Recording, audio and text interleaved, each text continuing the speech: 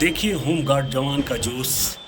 और इस जोश को देखते हुए पाकिस्तानियों की उड़ जाएंगे होश, क्योंकि यह बिहार होमगार्ड का जवान अपने पारन परेड के दिन बहुत ही बेहतरीन अंदाज में और सुंदर तरीके से अपने इस बेहतरीन प्रदर्शन को सबको दिखाया और बहुत ही शाबाश तरीके से इन्होंने एक अलग अनुभूति कराई कि हाँ, हम में भी वो जोश है, जुनून है, जज्बा है। जो लोग कहते थे कि होमगार्ड है, होमगार्ड है, ये होमगार्ड वो वाला होमगार्ड नहीं है, यह नए वाला होमगार्ड है, जिसका परेड का मार्चअप, पहनावा,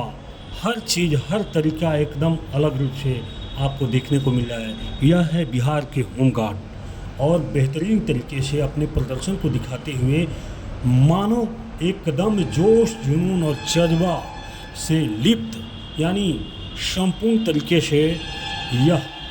अपने अंदर एक अलग अनुभूति दे रहे हैं, लोगों में जोश और जुनून पैदा करने के लिए कि हाँ, हमारे अंदर भी कुछ ऐसा चीज़ है जो कि मैं आप सबों को दिखा रहा हूँ। देख लीजिए कितने जोश और जुनून एकदम सीने पर चढ़ के पाकिस्तानी दुश्मनों को छक्का छुड़ाने के लिए कैसे एकदम तैयार हैं बिहार के होमगार्ड जवान, जो कि पारन परेड के दिन